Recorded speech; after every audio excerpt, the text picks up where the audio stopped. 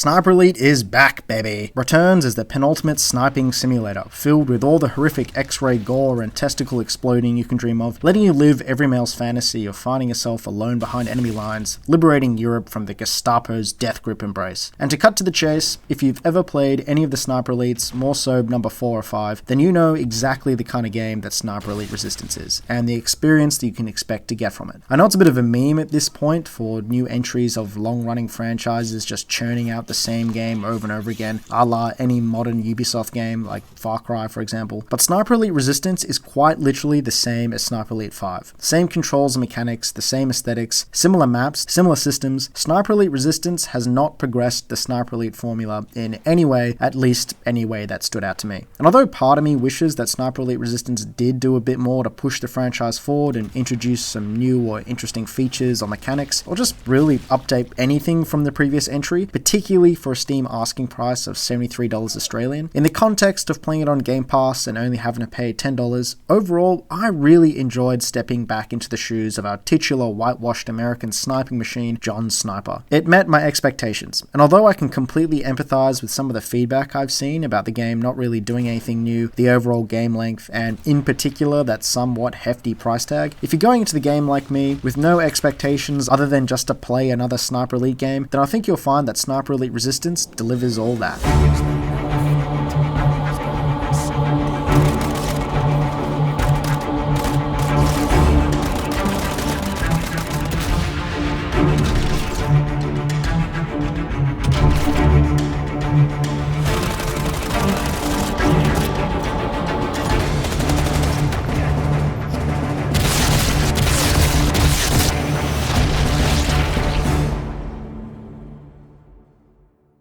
Sniper Elite Resistance takes place in the early years of World War II, set in the Nazi-occupied France, where you, Hawker, an American sniper, are sent to help the European resistance push back against the Nazis through covert operations, stealth, and, you guessed it, sniping, with the goal of disrupting Nazi supply lines, gathering intel, and assisting in the liberation of France. The gameplay consists of sneaking through European locations from dams, vineyards, and nondescript towns, which I'll touch more on briefly, and the gameplay definitely revolves around stealth, unlocking and using suppressed weapons to covertly take down Gestapo, flanking and repositioning to shake off enemies and get different vantage points, accessing alternate routes through using crowbars or bolt cutters that you find in the world, giving the game a much more of a Hitman type feel rather than just a third-person shooter. You have a variety of tools at your disposal to assist in your infiltration, from grenades you can use to sabotage dead bodies, to mines you can place on enemy patrol lines, to a whole range of weapons that you can customize with a variety of attachments that you unlock through completing various in-game objectives. It's a very satisfying gameplay loop of spawning in, tagging enemies with your binoculars, picking off targets one by one and avoiding detection, or inevitably fighting off waves of enemies as you get spotted. If the gameplay loop I'm showing you looks familiar to the game's predecessors, it's because it very much is. A lot of systems are exact replicas of Sniper Elite 5. From the equipment you have at your disposal, to the X-ray kill cams that the series is known for, and even Axis Invasion has returned, being a great addition to Sniper Elite 5, as well as a very welcomed re-addition to Sniper Elite Resistance, where players can invade other people's campaigns to bring in some cat and mouse spy vs spy gameplay. It is that Sniper Elite formula that you would have experienced before if you've played any of the Sniper Elite games, shamelessly so, which is both reassuring as it's exactly the experience that I want to get out of these games, that arcadey, almost mindless action where I don't really have to think about things, but it's also disappointing in many ways, as I think there is both plenty of room for the series to grow, but also to polish off some of the systems that are already in the game. For example, movement in this game is quite rigid, although there's plenty of room to move in these games' maps, which I think are very well done, offering multiple ways to play a single run, ranging from open-spaced areas great for sniping, as well as smaller, more confined interiors, forcing more close quarters encounters, and very much leaning into something more akin to Hitman. But you are very much boxed in, limited by what you can and can't traverse, which also isn't telegraphed very well. You have these vines you can climb into particular windows or scale up the side of buildings. You have zip lines that you can take to quickly descend. And Ronnie,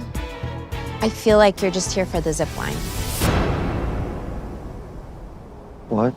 but there were plenty of moments where I tried to vault something that clearly should be vaultable, only to be forced to run around. I think greater traversal freedom would have been a great addition to this game, which would allow it to be more of a sandbox rather than just being a rigid map. Being able to climb up hills or buildings that normally can't be climbed, even having like a lean function that lets you peek around windows. I mean, aesthetically, these maps look great, very much resembling what you would anticipate European towns to look like in the 1940s, but even within that, all of these maps feel like we have seen them countless times before. Train yards, dams, vineyards, production facilities. Multiple times in my playthrough, I questioned whether I was actually playing the right game because I felt I'd already played these maps before, which contributed to that feeling of disappointment, as although it's an experience I enjoyed, I was hoping to get a few more things out of it than I did. And as a result of that, having finished the campaign, I don't really have any urge to replay any of these maps, which the game does somewhat encourage by allowing you to unlock multiple starting points for a map. But at the same time, I also didn't mind that this map was quite rigid. Don't get me wrong, I was disappointed initially when I booted up the game because I was hoping for a newer experience than what I got from the previous games, and I do wish there was a bit more mission variety as well, as all the mission objectives just consist of collecting documents or blowing up turrets or bombs or trains or whatever. Like, to be honest, there was no real objective focused around sniping other than the very last mission. I think it would have been cool if there was a couple more missions focused on sniping key targets, you know, pushing your way to a vantage point to set up for a final shot, the sole purpose of kind of being a sniper. But as I got deeper into the missions, I fell back into that gameplay groove, stealthing around, picking off enemies, engaging firefights, and it was all just a good, mindless time. I didn't need to worry about the story, I didn't need to go too far out of my way to collect things or do side missions. The experience this game delivers is very much just handed to you. It's a short, sharp, focused experience, and you very much get out of it what the devs intended you to get out of it. The return of Axis Invasion is great, and I would highly recommend keeping it turned on for your playthrough, as it adds a great level of tension to the game, and the cost of dying isn't that punishing as you spawn back at your recent checkpoint anyway. So yeah, keeping this review short because really there's not much to talk about what Sniper Elite is, but yeah, overall, although I support the criticism of the game, its lack of ingenuity was disappointing, its runtime was quite short, finishing the campaign, half of the challenge missions, and running through a couple of Axis Invasion missions in roughly 10 hours, and I definitely don't think it justifies the $70 price tag, maybe $40, but I still had a very good time with it. Jumping in, shooting the shit in 1940s Europe, killing Nazis and getting some long distance headshots, it's like the equivalent of video game doom scrolling, getting that dopamine hit from landing a 400 meter headshot and stealthily running through enemies. And although my experience was probably somewhat influenced by coming from Arma Reforged and Horizon Forbidden West, much slower and bigger video games, I think the game is an excellent palate cleanser, and it's a confined experience, giving you exactly what you expect. And although I definitely don't recommend buying it at full price, picking it up on sale in a couple of months or grabbing it on Game Pass if you're looking for an action game that doesn't require too much brain power or time commitment, if you're going in with no other expectations other than just to play another Sniper Elite game, wanting just to jump into some Axis Invasion and ruin other people's campaign runs, then at the very least I think you'll have a good time with Sniper Elite Resistance.